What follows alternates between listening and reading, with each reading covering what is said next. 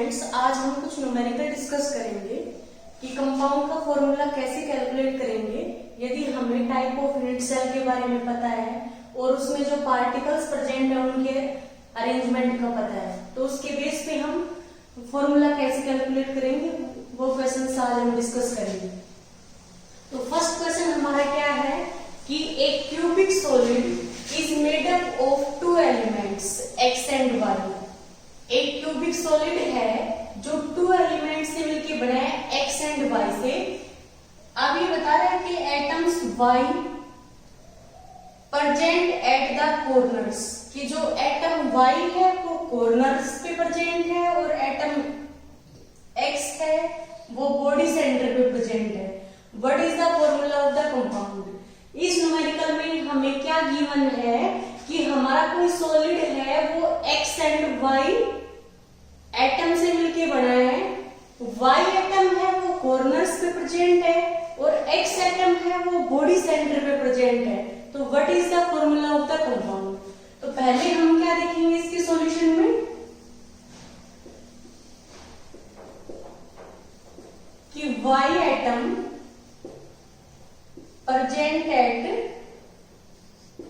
Corners. तो हम ये देखेंगे कि नंबर ऑफ वाई एटम्स कितने होंगे। तो हम क्या लिखेंगे? नंबर ऑफ वाई एटम्स, कि वाई एटम्स है वो कितने होंगे। अब हमें पता है कि क्यूब के अंदर कॉर्नर्स कितने होते हैं?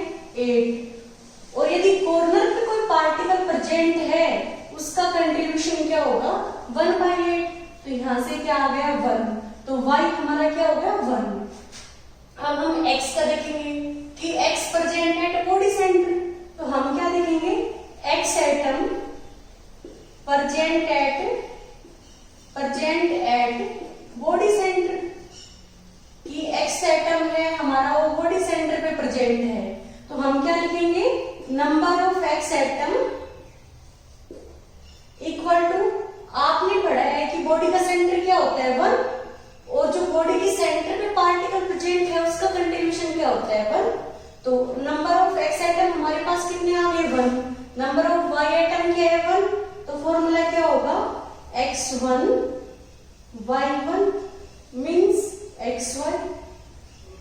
तो हमारा जो कंपाउंड है उसका फॉर्मूला क्या आ गया? xy। यदि हमें इसको डायग्राम की हेल्प से समझना है तो हम क्या देखेंगे कि हमारी एक क्यूबिक यूनिट सेल है, इसके अंदर जो हमारा वाई एटम है वो वो हमारे कॉर्नर्स पे प्रेजेंट है। ये हमने वाई एटम्स ले ली। और जो हमारा एक्स एटम है वो बॉडी सेंटर पे। तो what is the formula of the compound? तो हमने क्या देखा कि वाई एटम्स यदि कॉर्नर पे प्रेजेंट है, कॉर्नर कितने हैं? 8।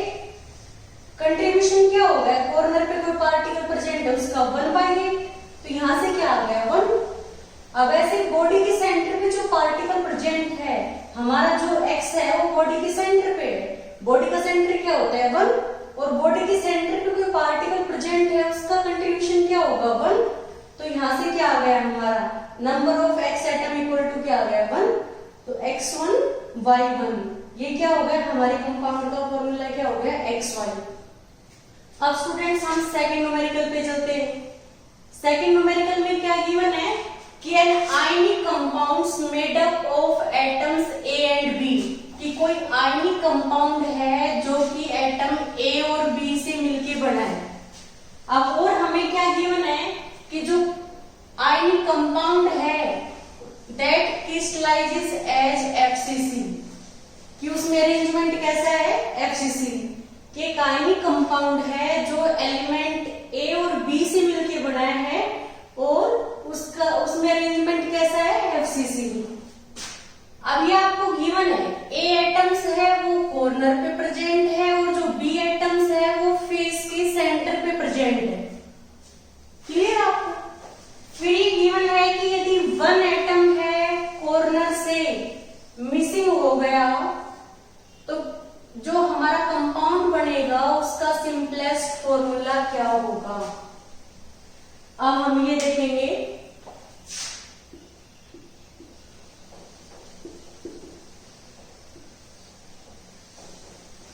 कि हमारा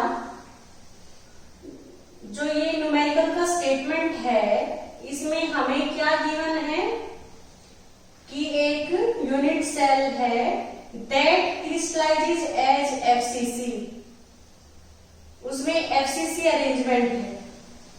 अब उसमें हमें गिवन है कि ए कॉर्नर्स पे प्रेजेंट है, तो ए एटम्स है हमारे, वो कहां प्रेजेंट है?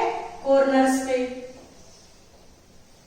ए एटम हमारे कॉर्नर्स पे प्रेजेंट है और जो हमारे बी एटम है वो फेस सेंटर पे प्रेजेंट है। इस फेस का सेंटर ये हो गया, इस फेस का सेंटर ये हो गया, और हमारी जो ये नीचे वाली फेस है इसका सेंटर ये हो गया। अब इधर वाली फेस है इसका सेंटर ये हो गया, ये जो फ्रंट वाली फेस है इसका सेंटर ये हो गया, और जो बैक वाली फेस है इसका सेंटर ये हो गया। तो हमें स्टेटमेंट में क्या गिवन है कि एक पार्टिकल कॉर्नर से मिस हो गया, चाहे वो कहीं भी आया हो, चाहे मान लो यहां आया हो या फिर क्रिस्टल से बाहर चला गया हो। अब हम ये देखेंगे कि इस कंपाउंड का हमारा फॉर्मूला क्या होगा। तो हम देख रहे हैं कि A atoms present at corners, present at corners. अब हमें ए एटम्स कैलकुलेट करने हैं, तो हम क्या लिखेंगे? नंबर ऑफ ए एटम्स कितने होंगे? कॉर्नर हमारे 8 है, बट हमें गिवन है कि 1 एटम हमारा कॉर्नर से मिसिंग हो गया, तो हमारे पास कितने कॉर्नर्स पे पार्टिकल प्रेजेंट है? 7 पे। और जो कॉर्नर पे पार्टिकल प्रेजेंट है उसका कंट्रीब्यूशन क्या होता है? 1/8। तो नंबर ऑफ ए एटम्स कितने हो गए हमारे? 7/8। ऐसे ही हम बी एटम के बारे में देखेंगे कि बी एटम्स कहां प्रेजेंट है? फेस सेंटर पे। तो हम क्या लिखेंगे? B atoms present at face centre. B atom है वो हमारा कहां प्रेजेंट है? फेस सेंटर पे। तो हमें नंबर ऑफ बी एटम्स निकालने, तो हमें पता है फेस कितनी होती है हमारी? 1 2 3 4 5 6। फेस कितनी होती है हमारी? 6। और फेस के सेंटर पे कोई पार्टिकल प्रेजेंट है, तो मैंने लास्ट वीडियो में बताया था उसका कंट्रीब्यूशन क्या होगा? 1/2। तो यहां से नंबर ऑफ बी एटम्स कितने आ गए? 3।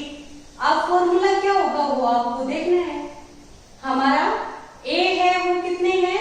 7/8, और बी है वो कितने हैं? 3। तो यहां से हम क्या लिखेंगे? ए और बी का जो हमारा रेशियो है वो क्या है? 7/8 इंटू 3। तो यहां से क्या हो जाएगा? ए और जो बी का रेशियो है हमारा वो क्या हो जाएगा? 7:24।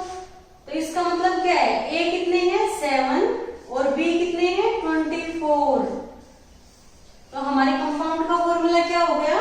A7 B24। ए एटम्स है वो कहां प्रेजेंट है? कॉर्नर्स पे।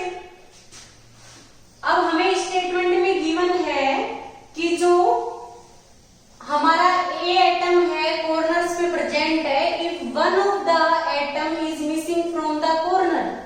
यदि एक एटम कॉर्नर से मिसिंग हो गया तो कॉर्नर्स पे कितने बचे एटम्स? अभी 7। और कॉर्नर्स पे कोई एटम प्रेजेंट है उसका कंट्रीब्यूशन क्या होता है? 1/8। तो नंबर ऑफ ए एटम्स क्या आ गए हमारे? 7/8। ऐसे बी एटम्स कहां प्रेजेंट है? फेस सेंटर पे। तो नंबर ऑफ बी एटम्स निकालेंगे। हमें पता है कि जो हमारी क्यूबिक यूनिट सेल है या कोई भी यूनिट सेल है उसमें फेस कितनी होती है? 6। और फेस के सेंटर पे जो पार्टिकल प्रेजेंट है उसका कंट्रीब्यूशन क्या होता है? हाफ। तो यहां से नंबर ऑफ बी एटम्स क्या आ गए? 3। अब ए कितने आ गए? नेक्स्ट न्यूमेरिकल हमारा क्या है?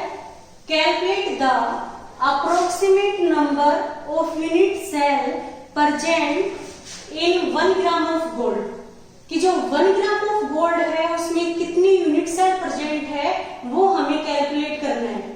हमें गिवन क्या है कि गोल्ड है, उसमें अरेंजमेंट कैसा है, एफसीसी अरेंजमेंट है, और जो एटॉमिक मास है गोल्ड का वो कितना है 197।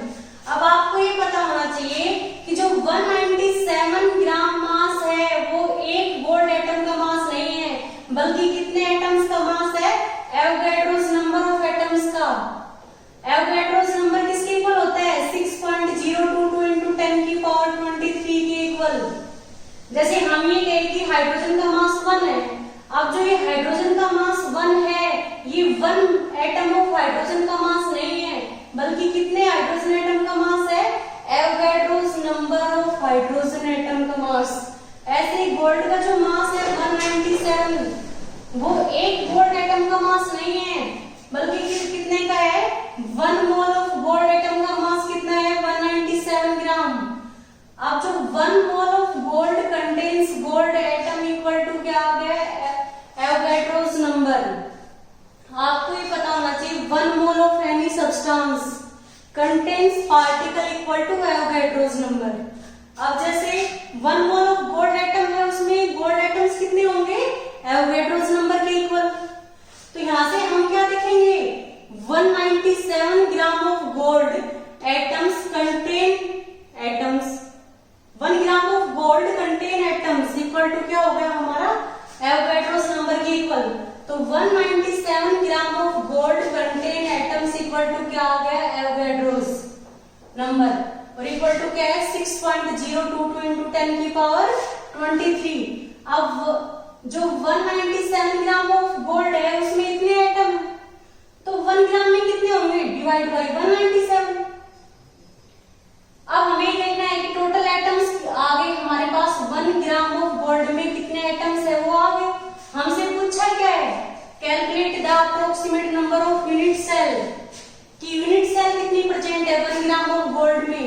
तो हमें पता है कि 1 ग्राम ऑफ गोल्ड में इतने एटम्स है, तो उसको हम 4 से डिवाइड कर देंगे, वो हमारे पास क्या आ गई, number of unit cell present in 1 gram of gold. क्योंकि हमने 4 से क्यों डिवाइड किया, हमें ये पता है कि यदि एफसीसी अरेंजमेंट होगा तो पार्टिकल्स कहां प्रेजेंट होंगे, कॉर्नर पे, और कॉर्नर के साथ साथ पार्टिकल्स कहां प्रेजेंट होंगे, सभी फेस के सेंटर पे। तो हमें एफसीसी अरेंजमेंट में नंबर ऑफ एटम्स कैलकुलेट करने हैं, तो कॉर्नर्स कितने हो गए, 8। कंट्रीब्यूशन क्या होता है, यदि कोई पार्टिकल कॉर्नर में प्रेजेंट है तो उसका 1/8। अब फेस कितने हो गए, 6, और फेस पे कोई पार्टिकल प्रेजेंट है उसका कंट्रीब्यूशन क्या हो गया, हाफ। तो यहाँ से क्या आ गया, 1 + 3 = 4।